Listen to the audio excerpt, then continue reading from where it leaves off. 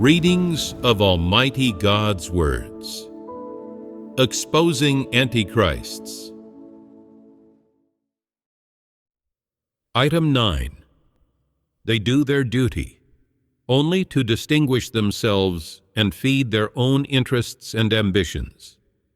They never consider the interests of God's house, and they even sell out those interests, trading them for personal glory. Part 1. What the truth is. Today we will continue fellowshipping on the content from last time. What was the topic that we fellowshipped on last time? Sleeping on brushwood and licking gall is not the truth. So, did you used to think that it was the truth? People used to subconsciously think that it was the truth, or at the very least, that it was fairly positive, inspirational, and could potentially encourage people to be proactive and upward-looking. Looking at it from this level of meaning, people thought that it was fairly close to the truth and fairly close to positive things. Therefore, many people subconsciously believed that this saying, sleeping on brushwood and licking gall, was a fairly positive expression, or at the very least, that it had positive rather than negative connotations, and had a role in assisting people's lives and comportment. But after fellowshipping on it, we saw that it's nothing of the sort, and that there are major problems with it. Have you looked further for expressions that are similar or related to this expression, or that have a similar role, and that people subconsciously think are fairly positive or fairly good, and dissected them? No. Tell me, is the expression drawing many inferences from one instance appropriate here? It should be said that this expression has practical applications when it comes to seeking the truth and practicing the truth. Last time, we fellowshipped about sleeping on brushwood and licking gall. What other expressions of a similar type are there? What other expressions have roughly the same meaning, or can play the same role? There is no harm in you dissecting expressions like sleeping on brushwood and licking gall, according to my way, fellowshipping on them with each other, and gaining some new understandings. When you are able to see through their fallaciousness, you'll discard such expressions, and thereafter take the road of practicing the truth and pursuing the truth based completely on God's words. Let us continue the topic that we fellowshipped on the previous 2 times. What topic was that? What the truth is. That's right. What the truth is. So, what exactly is the truth? The truth is the criterion for man's comportment, actions, and worship of God. It seems that you have memorized this sentence in terms of theory and definition. So, following our previous 2 fellowships, is there any difference in your definition, knowledge, and comprehension of the truth deep in your hearts now, compared with before? Yes, there is. What exactly is this difference? Although, in the short term, you may not have the knowledge of real experience, at the very least, you have some perceptual knowledge. Tell me based on your own experience, knowledge, and understanding. I previously knew that I must practice according to the truth of God's words whenever matters befall me, but I could never put it into practice. It's like I usually have a tendency to reveal impetuousness, And although I know from God's words that it's wrong to reveal impetuousness, and I know God's requirements for people, I still do it, and I've never been able to find the root cause. Only after listening to God's fellowship last time did I realize that oftentimes people reveal corruption because they are controlled by satanic thoughts, and that I reveal impetuousness because within me there is the satanic logic that I will not attack unless I am attacked. If I am attacked, I will certainly counterattack. I think this saying is right, and that I act this way as a means of self-defense. Influenced by this satanic thinking and view, I am incapable of practicing the truth. But actually, although these satanic things outwardly appear to be right, in reality, the meanings they convey run counter to what God's words require, and they are wrong. Only God's words are the truth, and only acting in accordance with God's words is completely correct. Really good. Who can add anything to that? I would like to add something. I previously also knew that I must seek and practice the truth whenever matters befall me, but I was still a little confused about how to practice. Having listened to God's fellowship, I feel that the truth is very realistic and relates to every aspect of life. Take some of the examples mentioned by God. Chinese people also learn to drink coffee after arriving in Western countries. This is not a problem with the way one acts, but a problem of people's thoughts and views, and this relates to the truth. Also, following God's dissection of some common sayings and idioms that people think are right, I have come to think that I should reflect on my own behaviors and practices that seem to be correct, and on the intentions, thoughts, and views behind these behaviors, and on what exactly I am living out by relying on these things. I now feel more specific about how to seek and practice the truth whenever matters befall me, and it is not so abstract anymore. It seems that through these two fellowships, most people have gained a basic understanding of what the truth is, and of some topics that relate to the truth, and that from the bottom of their hearts, they have already begun to reflect on whether their conduct and actions relate to the truth, as well as on exactly which of the things they adhere to and hear in their belief in God are the truth, and which are not the truth, and whether the things that they think are right are actually the truth, and what the relationship of such things to the truth is. After reflecting, people can then determine what exactly is the truth, as well as precisely which things are the truth, and which things aren't the truth. After listening to sermons for so many years and eating and drinking God's words for so many years, most people have gained some things and can clearly see one fact. God's words are indeed the truth. God's requirements are the truth, and everything that comes from God is the truth.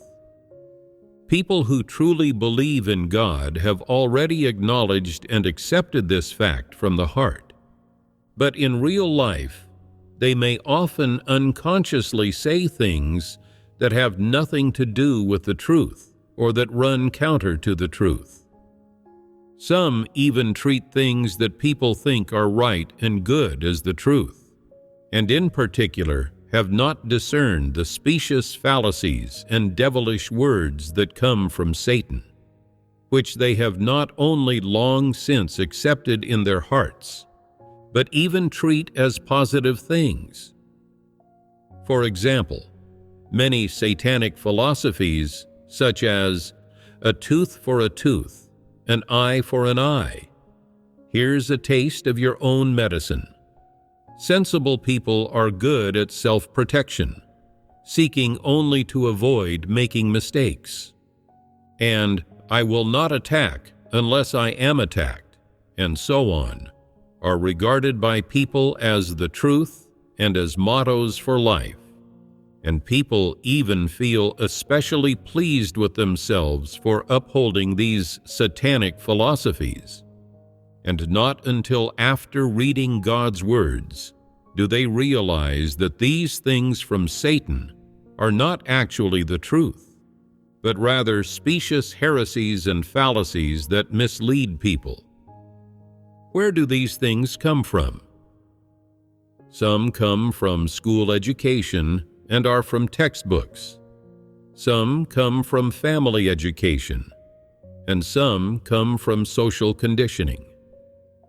In short, they all come from traditional culture and originate from Satan's education. Do these things have anything to do with truth? They have nothing at all to do with it. But people cannot discern these things for what they are, and still consider them as the truth. Has this problem become too serious? What are the consequences of considering these things from Satan as the truth? Can people cast off their corrupt dispositions by adhering to these things? Can people manage to live out normal humanity by adhering to them? Can people live according to conscience and reason by adhering to them? Can they rise to the standards of conscience and reason by adhering to them? Can people gain God's approval by adhering to them? They cannot do any of this. Since they cannot do any of this, are these things that people adhere to the truth? Can they serve as a person's life? What are the consequences of people considering these negative things, such as what they think are right and good philosophies for worldly dealings, survival strategies, laws of survival, and even traditional culture, as the truth and adhering to them? Humankind has been adhering to these things for thousands of years. Have they changed at all? Has the current situation of humankind changed at all? Isn't the corrupt human race becoming more and more wicked and more resistant to God? God expresses many truths every time He does His work, and people can see that these truths have authority and power. So how is it that humans are still able to deny and resist God? Why can they still not accept and submit to God? This is sufficient to show that humankind has been too deeply corrupted by Satan. That corrupted humankind is full of satanic dispositions, averse to the truth, hates it, and does not accept it at all. The root of this problem is that human beings have accepted too many satanic philosophies and too much satanic knowledge. Deep down in their hearts, people have been saturated by all manner of satanic thoughts and views, and thus they have developed a disposition of being averse to the truth and hating the truth. We can see from very many people who believe in God that, though they acknowledge that God's words have authority and power, they do not accept the truth. That is to say, when people eat and drink God's words, although they admit with their mouths that God's words are the truth, there is nothing above the truth. The truth is in our hearts, and we take pursuing the truth as the aim of existence. In real life, they still live by well-known satanic sayings and satanic philosophies, and put God's words and the truth aside, and adhere to and practice things such as human theological knowledge and spiritual doctrine, as if they were the truth. Is this the real state of most people who believe in God? If you continue to adhere in this way, and do not dissect and understand these deep-rooted things from Satanic traditional culture based on God's words, and if you cannot discern them at the root, or gain a thorough understanding of them, or abandon them, what will be the result? There is one result that is certain, which is that people believe in God for many years, and yet do not know what the truth is, or what path to take. And ultimately, they all have a set of spiritual doctrines and theological theories on their tongues.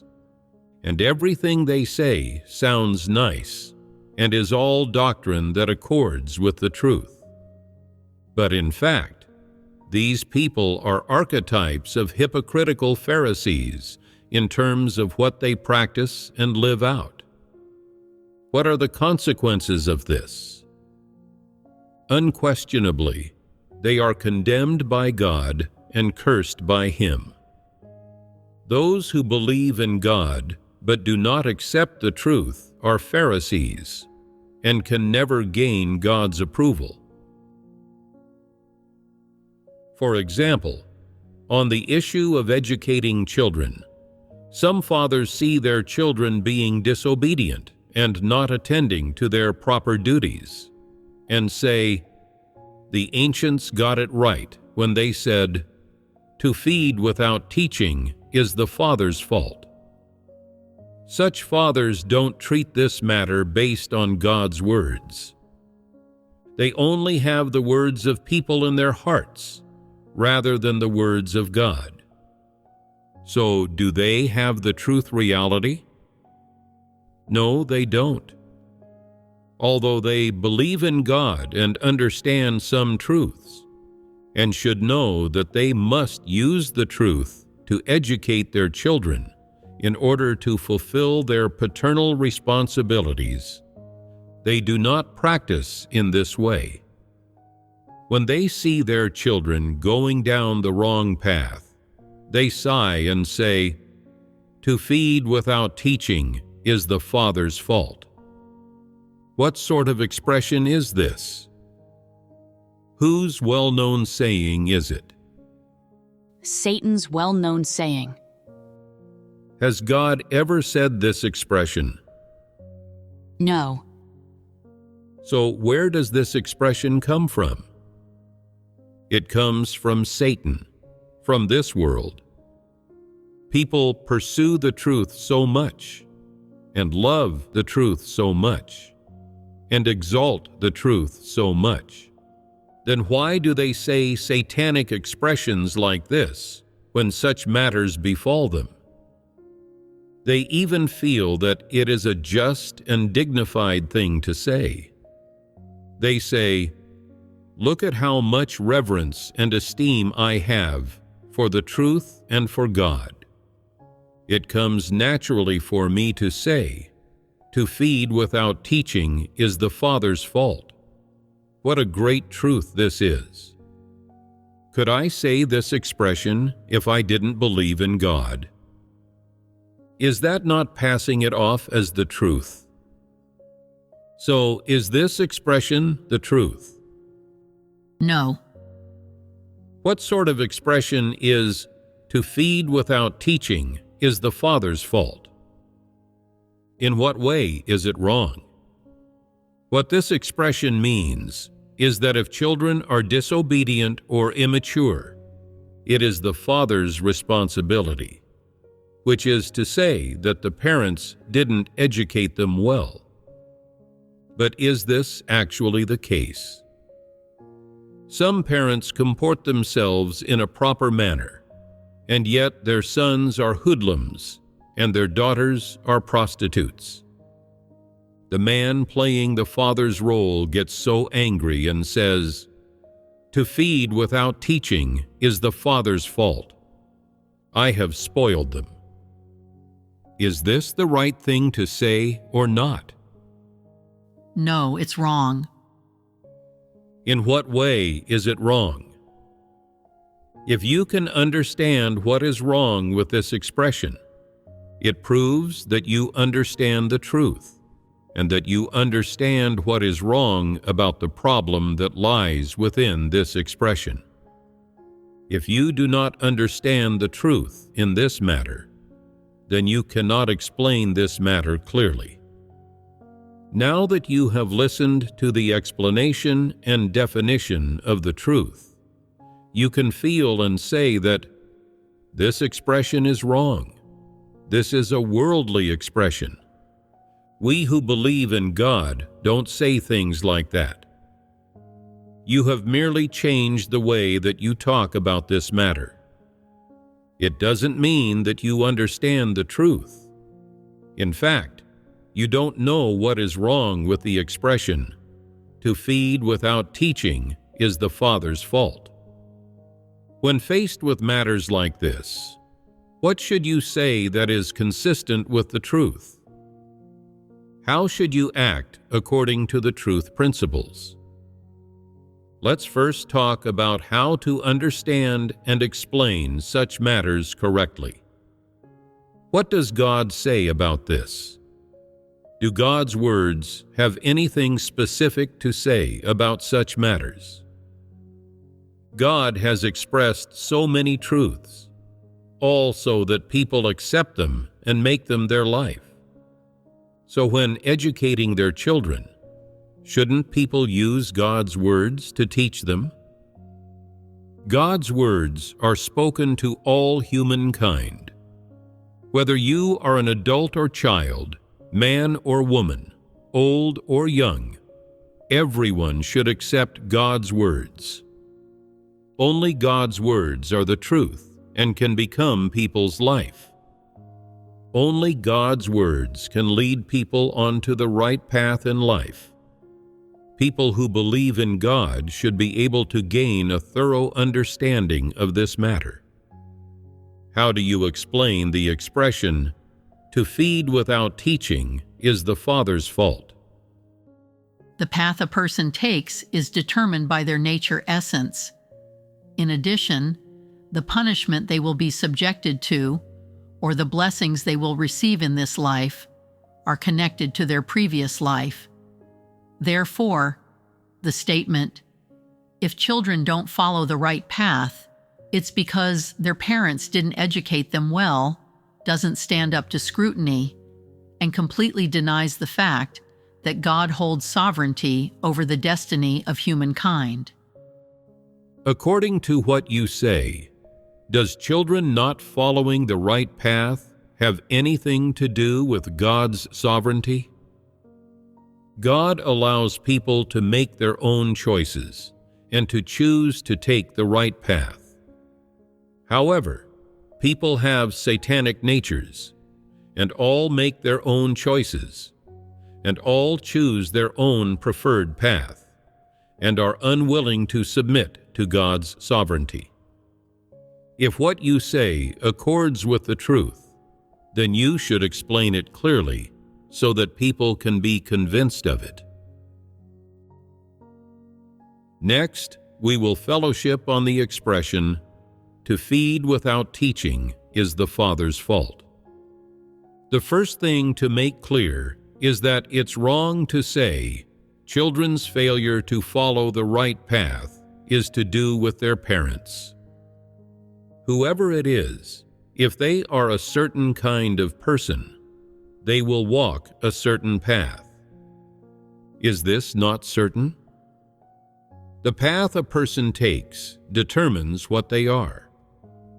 The path they take and the kind of person they become are up to them. These are things that are predestined, innate, and are to do with the person's nature. So what's the use of parental education? Can it govern a person's nature? Parental education cannot govern human nature and cannot solve the problem of which path a person takes. what is the only education that parents can provide? Some simple behaviors in their children's daily life, some fairly superficial thoughts and rules of comportment.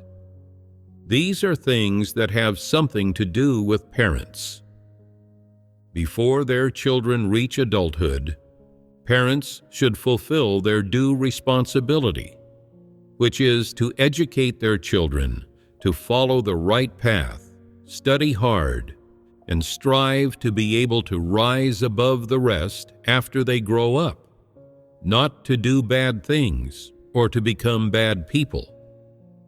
Parents should also regulate their children's behavior, teach them to be polite and to greet their elders whenever they see them, and teach them other things relating to behavior. This is the responsibility that parents ought to fulfill. Taking care of their child's life and educating them with some basic rules of comportment. That is what parental influence amounts to. As for their child's personality, parents cannot teach this. Some parents are laid back and do everything at a leisurely pace, whereas their children are very impatient and can't stay still even for a short while. They go off on their own to make a living when they are 14 or 15 years old. They make their own decisions in everything. They don't need their parents, and they are very independent.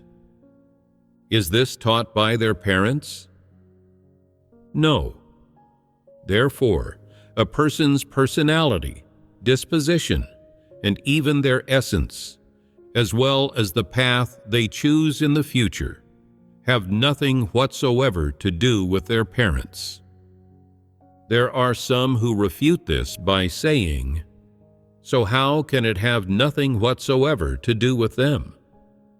Some people come from a scholarly family or a family with generations of expertise in a particular vocation.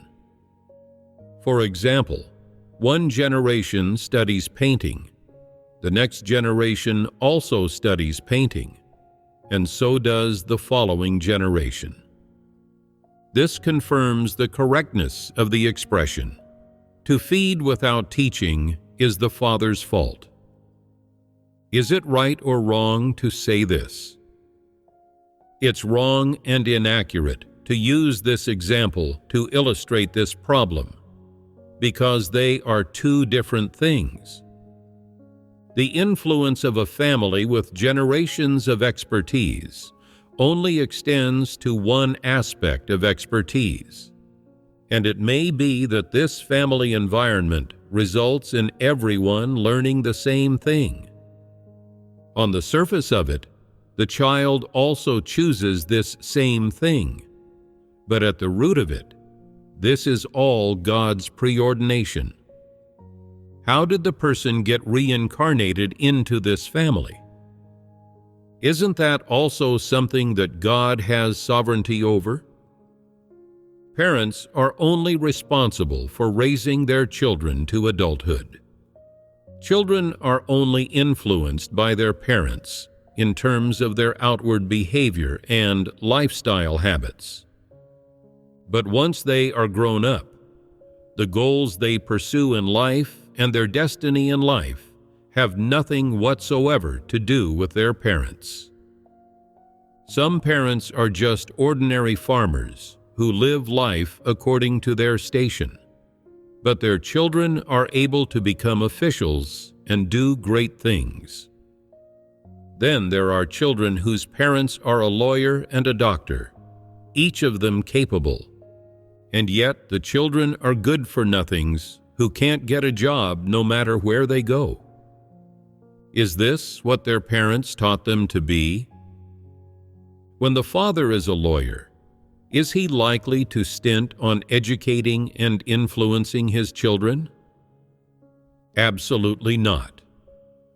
No father says, "I've been so prosperous in my life. I hope my children won't be as prosperous as me in future, That would be too tiring. It's enough for them to just be cowherds in future. He must surely educate his children to learn from him and be like him in future. What will happen to his children after he finishes educating them?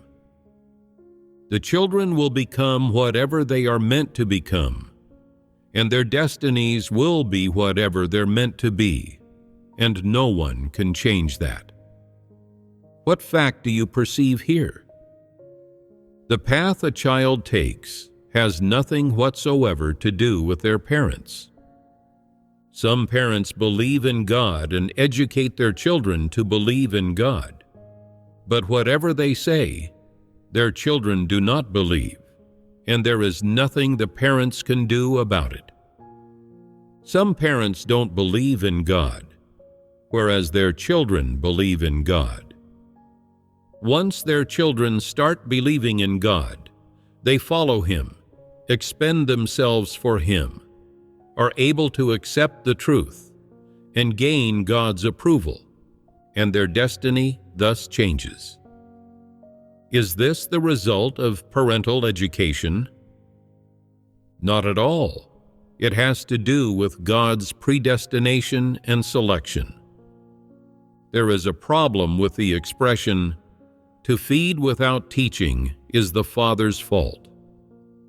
Although parents have a responsibility to educate their children, a child's destiny is not determined by their parents, but by the child's nature. Can education resolve the problem of a child's nature? It cannot resolve it at all.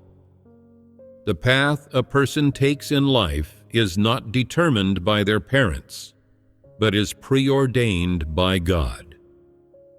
It is said that man's fate is determined by heaven, and this saying is summed up by human experience. Before a person reaches adulthood, you cannot tell what path they will take. Once they become an adult and have thoughts and can reflect on problems, they will choose what to do out in the wider community.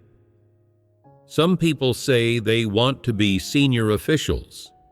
Others say they want to be lawyers. And still others say they want to be writers. Everyone has their own choices and their own ideas. No one says, "I'll just wait for my parents to educate me. I'll become whatever my parents educate me to become."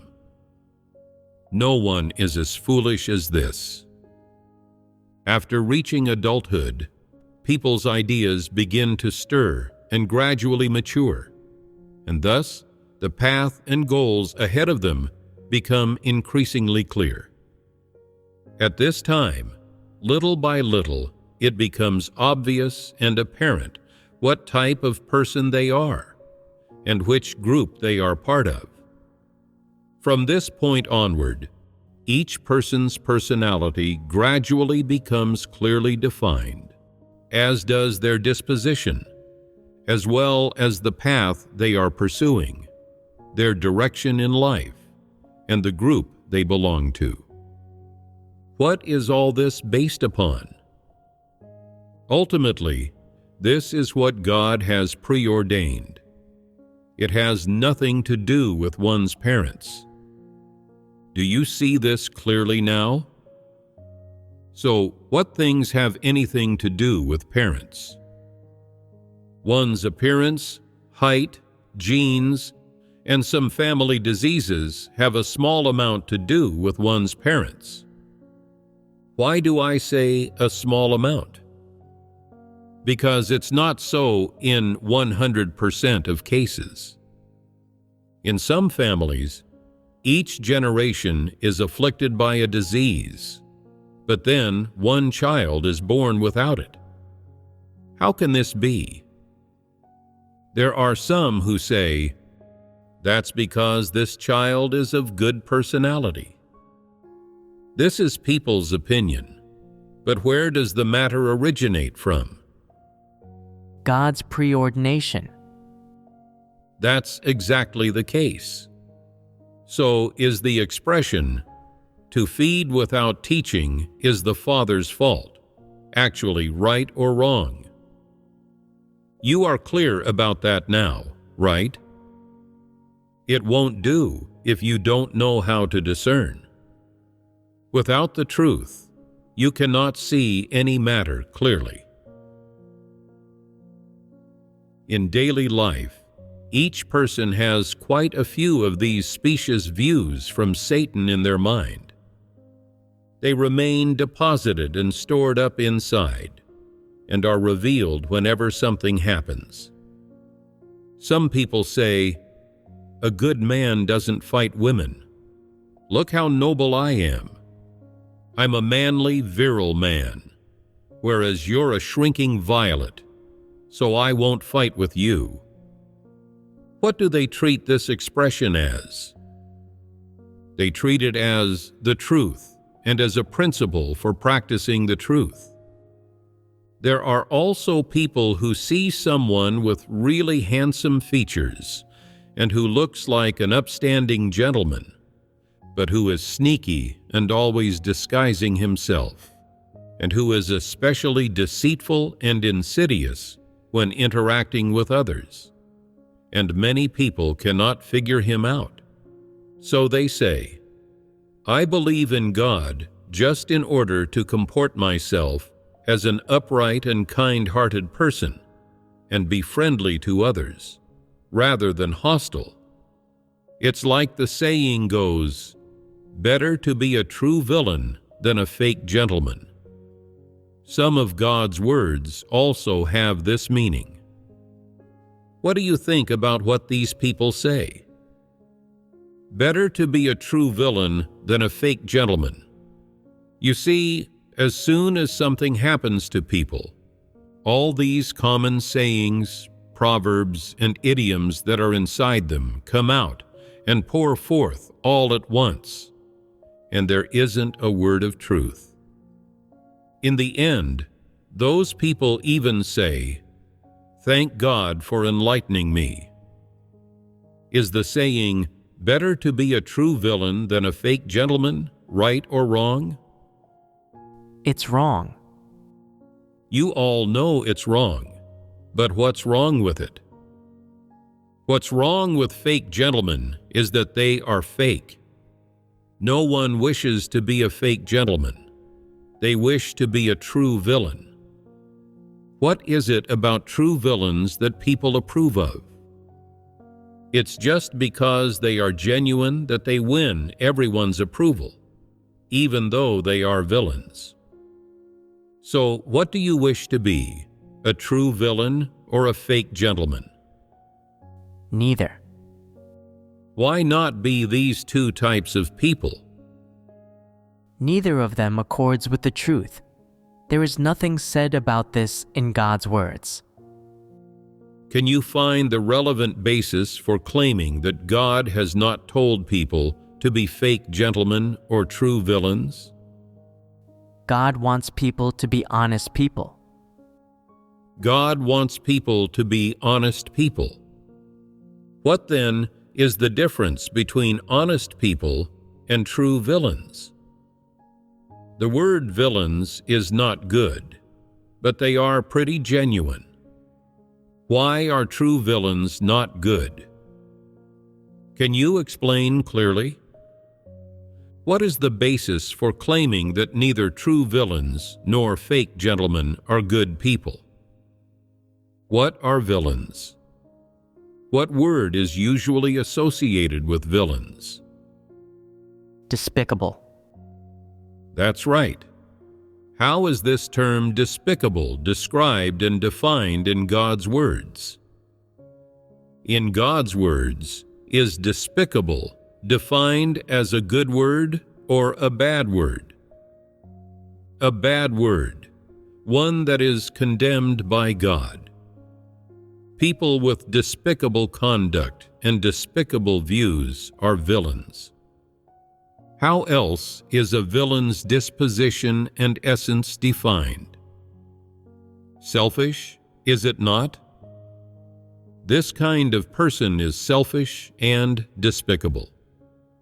Even if what they reveal is genuine and is their true temperament, they are still very much a villain.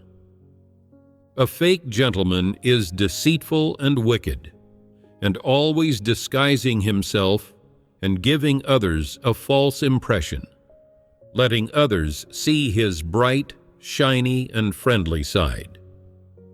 He keeps his true disposition, opinions, and views under wraps, so that no one can see or comprehend them.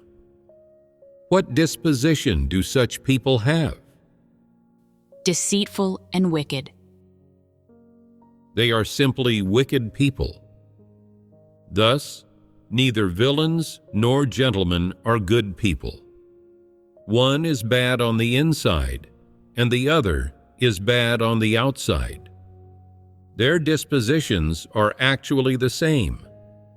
They are both extremely wicked, selfish, and deceitful. Do these two types of extremely wicked and deceitful people seek to be honest people? No.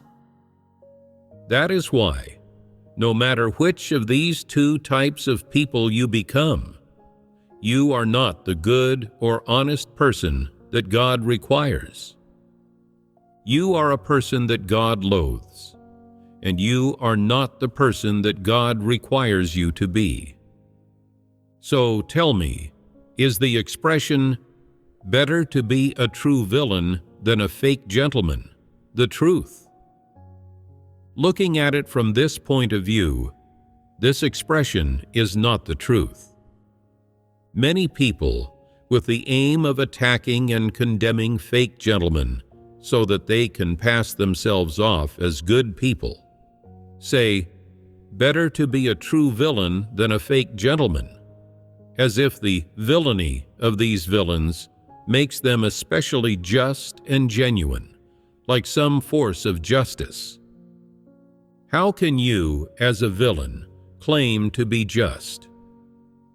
You are the one who deserves to be condemned.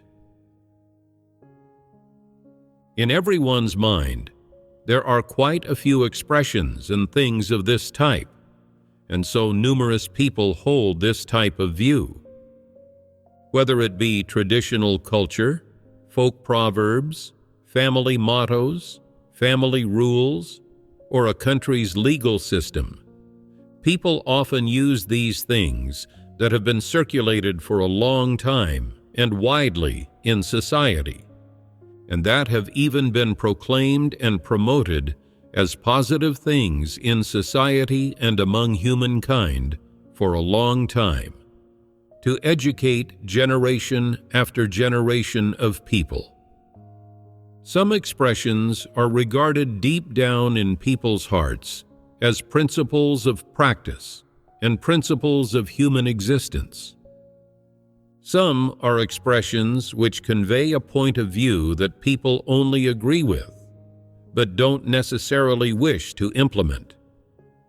Whether you wish to implement them or not, deep down in your heart, you actually take these expressions as principles of practice for your comportment. In short, these things are a great hindrance to people's belief in God and pursuit of the truth. They only do harm rather than benefit people. For example, a topic often talked about by modern people is, "Life is precious, love even more so." For the sake of freedom, however, I would give both away. This expression is a well-known saying advocated and revered by people in the East and West who have lofty ideals and who pursue freedom and want to get rid of the traditional feudal system. What is the focus of people's pursuit here? Is it life or love? No, it's freedom.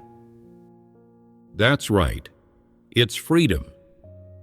So, is this expression the truth? The meaning of this expression is that in order to pursue freedom, life can be thrown away, and love can also be given up. That is, the person you love can also be abandoned, so as to run toward that beautiful freedom. What does this freedom look like to worldly people? How to explain this thing that they think of as freedom? Breaking through tradition is a kind of freedom. Breaking through old customs is a kind of freedom. And breaking through the feudal monarchy is also a kind of freedom. What else? Not being controlled by some political regime. Another is not being controlled by power or politics. What they pursue is this kind of freedom. So is the freedom they speak of true freedom?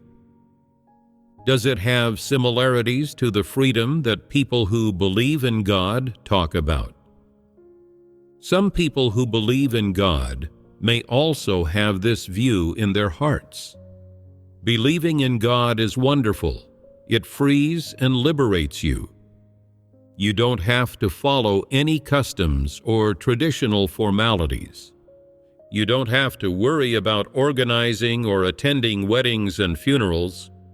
You let go of all worldly things. You truly are so free. Is that the case? No. So what exactly is freedom? Are you free now? A little bit. So how did you get this little bit of freedom? What does this freedom mean?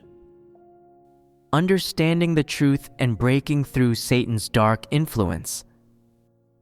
After breaking through Satan's dark influence, you feel a little bit of a release and some degree of freedom.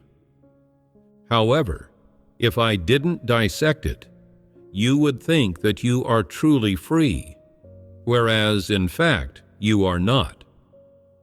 True freedom is not the kind of freedom and release of the body in spatial and material terms that people think it is. Rather, it is that once people understand the truth, they will have correct views about various people, events, things, and about the world, and can pursue the correct goals and direction in life. And when people are not subject to the constraints of Satan's influence and satanic ideas and views, their heart is released. This is true freedom. There is a young person, a non-believer, who thinks that he likes freedom, flying all over the place like a bird, and living an uninhibited life. So he despises those lousy rules and sayings in his family.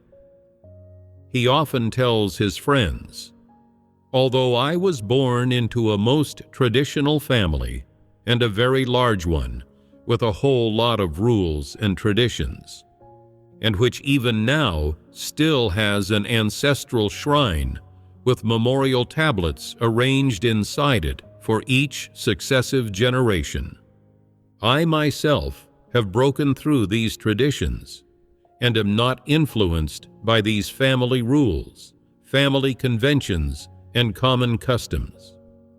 Don't you see that I am a highly untraditional person?" His friends say, "We've noticed that you are highly untraditional." How did they notice that? He has a tongue piercing, a nose ring, 4 or 5 piercings in both ears, a navel piercing, and a snake tattoo on his arm. Chinese people consider snakes to be inauspicious, but he insisted on having one tattooed on his body, and people are afraid when they see it. This is untraditional, is it not? It is very untraditional, and what's more, he also speaks with the air of an avant-garde person. Everyone who sees him says, "This guy is awesome. He's untraditional, truly untraditional." He believes that he cannot just express being untraditional in these ways, but must make it a bit more tangible and make people more able to notice the signs of how untraditional he is. He sees that others generally have yellow-skinned Chinese girlfriends, and deliberately gets himself a foreign, white girlfriend, so that everyone is more convinced that he really is untraditional. Afterward, he mimics his girlfriend in every situation, doing whatever his girlfriend says, however she asks him to do it. When his birthday comes around, his girlfriend buys him a mystery gift packaged in a big box, and he delightedly starts unwrapping the gift. After peeling back all the layers of wrapping, he sees a green hat inside. All Chinese people know the illusion of green hats, don't they? This is certainly a very traditional thing. As soon as he sees it, he becomes angry and says, "What kind of gift is this? Who did you buy this gift for?" His girlfriend thought he would be happy. How come he's so angry about it? She can't think of why and can't work it out, so she says, "This green hat wasn't easy to find. I guarantee it'll look good on you." He says, "Do you know what this hat represents?" The girlfriend says, "Isn't it just a hat? Green hats just look nice." And she insists on making him wear it. He won't wear it no matter what. Do Westerners know the illusion of green hats? No, they don't. So shouldn't this matter be explained clearly and laid bare? None of you can answer that. Why don't you dare to explain it clearly? This is not a big deal, surely. You are just like this guy, waving the banner of being untraditional and of letting go of tradition and casting off the notions of satanic traditional culture to pursue truth and freedom. And yet you are deeply caught up on this green hat. That young guy's girlfriend asks him to wear it, and he won't wear it no matter what, in the end saying, "You insist on making me wear it. If I wear it, I have to suffer humiliation from others." This is the crux of the issue, and where the problem lies. This is tradition. This tradition is not about what color something is or what kind of thing it is, but rather, it is about the symbol and view that this thing evokes in people. What exactly does this thing, a green hat, symbolize? What does it represent? People label hats of this color as bad, so they reject hats that are this color. Why do people reject them? Why can't they accept such a thing? Because there is a kind of traditional thinking inside them. This traditional thinking itself is not the truth. It is like a material thing, but this society and this race of people have imperceptibly turned it into something negative. For example, people turn white into a symbol of holiness, black into a symbol of darkness and wickedness, and red into a symbol of festivity, bloodiness, and passion. In the past, Chinese people wore red clothes when they got married, believing it was festive. When Westerners get married, they wear white clothes that are beautiful and clean, symbolizing holiness. The two cultures' understandings of marriage are different. In one, it is represented by red, and in the other, it is represented by white. Both of these colors represent an attitude of blessing toward marriage. Various ethnic groups and races use the same things for different purposes, and this is how their cultural backgrounds come into being. After these cultural backgrounds arise, cultural traditions are generated along with them. In this way, different societies and different races develop different customs, and such customs influence the people of these respective races. Thus, Chinese people are influenced by this illusion of green hats. What kind of result is produced from this being instilled into them? Men cannot wear green hats, and women don't wear them either. Do you see any women wearing them? In fact, this cultural tradition is only aimed at men, meaning that men wearing green hats is a bad sign, and it is not related to women. However, once this cultural tradition comes into being, in whatever context it arises, it engenders a kind of discrimination toward this thing by every person of this race. After such discrimination occurs, this thing unconsciously changes from a very innocent, material thing to a negative thing. In actuality, it is innocent and has no positive or negative attributes at all. It is just a material thing, a color, and an object with a shape. However, after being interpreted and influenced by traditional culture in this way, what does the final result become? It becomes negative. After it becomes negative, people cannot treat or use this thing properly. Think about it. There are hats of various colors on the Chinese market, such as red, pink, yellow, and so on. But there are no green ones. People are constrained and influenced by this traditional thinking. This is the effect that one particular matter of traditional culture has on people.